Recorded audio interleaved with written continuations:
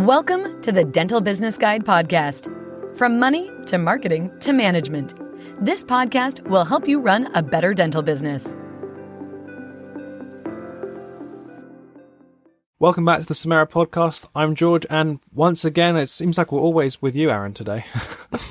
It seems like we're always with you, but Aaron, as I'm sure you're aware, is our managing director of Samera Business Advisors, and he has over 20 years of knowledge of the dental field, and he's just a walking dictionary on dental. Really, it's fascinating having a talk with him. So, welcome back on the show. Thanks, George. I've never been called a walking dictionary on dental anyway. No, so, I know that's. I'm not sure if is that a compliment or an insult. I don't really know. I'll take it as a compliment anyway. Good, okay. And I suppose even more kind of specific. I suppose you'd call me a walking dictionary on not dental but dental business. Okay, I'm no expert in dentistry. I'm no dentist. The little asterisks in the corner. Correct. Yeah. So I've seen so many situations with so many practices and so many problems that people have faced. Okay, and I think today I really want to talk about tax. Okay, we've just gone through the 31st of January deadline, and same questions every year we get. How can I save tax? Okay, how can I save more tax? Okay, and I think it's been even more pointed this year as a result of cash flow issues for people because of COVID.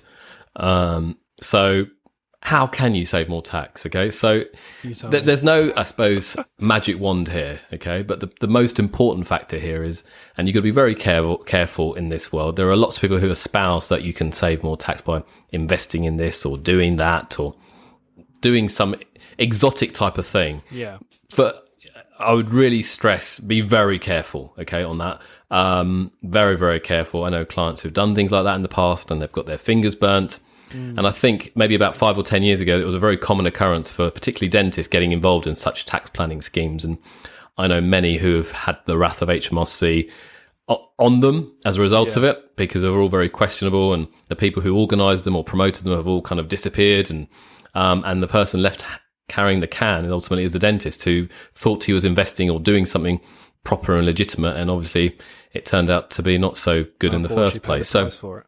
Yeah, absolutely. So you've got to be very careful about such tax planning situations. So now, subject to you avoiding that, okay, I suppose our next point really is to evaluate your tax structures, okay? Yeah. What kind of organisation have you been set up? Are you set up as a sole trader? Are you a partnership? Are you a limited company?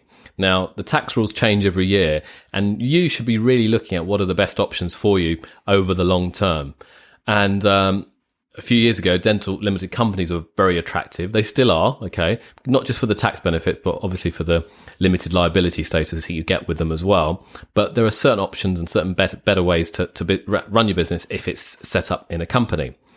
If you're looking to grow a group or grow a business, again, you have to then start thinking not just having one company or having a mix of sole traders and companies, which I've seen, which is a mess.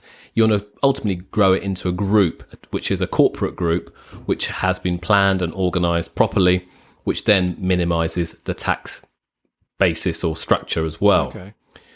Now, this is obviously not time. Every situation is different. I'm not going to bore you to tears on different structures today. But bottom line, you need to make sure that if you want to plan, you need to get good advice. Okay. Now, there are lots of good tax experts out there. In our team, we have people that can certainly help you, but plan and organize. But also remember, tax rules change every year. So what you might do this year may be different next year. Not effective next year. Yeah. Correct. So you got to be careful. Okay.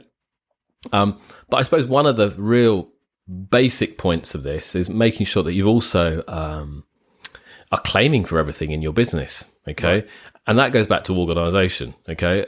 I have seen so many dentists, whether it's an associate or a practice owner, that they haven't organized their affairs, financial affairs particularly well. So they miss out invoices, miss receipts, papers are in different places. And ultimately, if you haven't got those pieces of paper, your accountant can't make those claims for you. Okay. So really, really got to make sure that you're claiming for everything, and therefore you're organized. Now, how do you get organized? If you listen to another podcast, we've talked about kind of automating your finance function.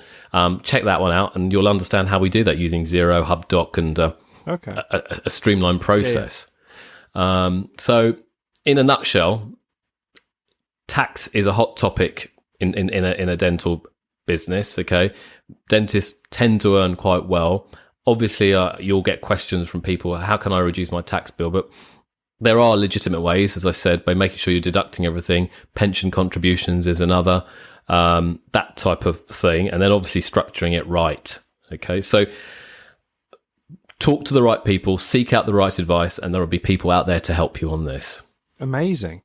Because I am just a head in the sand, if you will, with tax. It's one of those things which I just shut a blind eye to and just don't pretend it exists. But obviously, there are ways you can legitimately, reduce your tax bill, as you just said. And it is really fascinating, actually. Not fascinating. Fascinating is the kind of wrong word, but it's interesting to know that there are ways you can legitimately do that. Because obviously, it wasn't there last year. There was massive amount of reports of footballers who are actually tax evading and all that lot. And unfortunately, they all got caught.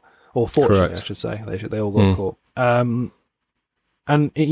tax evasion is everywhere. It's isn't it probably every business owner in some sort of sense, big. I'm thinking corporation wise. Sure. Probably tax evades and all that lot. Because you look at Amazon for example. That their headquarters, Amazon UK for example, their headquarters aren't even in the UK. Is it? Where is it? Is it in Ireland or is it in Guernsey or something like that? I think it might be Ireland. And I think you're right, George. I think ultimately it's these large corporations have dozens and hundreds of people in their teams. Okay, actually, I know some of the guys who actually work at Amazon who I trained with as accountants many years ago, and how they actually manage the taxes for such large corporates. Okay, and how they cleverly do it. They're all smart people doing it, but they're doing it within the letter of the law. Okay, but that goes back to governments. Every ounce of and that goes back to governments not being on top of this. When people like Amazon and others are ahead of the curve, they know what they're doing.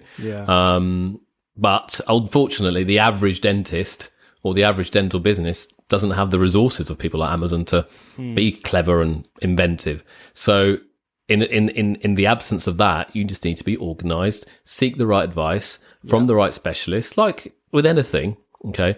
And you'll be able to then hopefully minimise your tax bill without the wrath of HMRC knocking on your door. Amazing. Well, thank you for sitting down with me and talking to me about tax. You're still awake, aren't you? You're still awake, though. Just about. You were just saying that was not nodding off a bit, but no, it's one of those things which people try to turn a blind eye to, but it's something that's so prevalent and so important. You actually take care of it and get on top of it and whatnot. So, no, thank you for taking the time to talk to me about tax and whatnot, and catch you on the next one. All right. Cheers, George. Thank you. Bye-bye. Thanks for listening in to the Dental Business Guide podcast. We welcome your feedback, and if you're enjoying it, please let your friends know too. Until the next time on the Dental Business Guide podcast.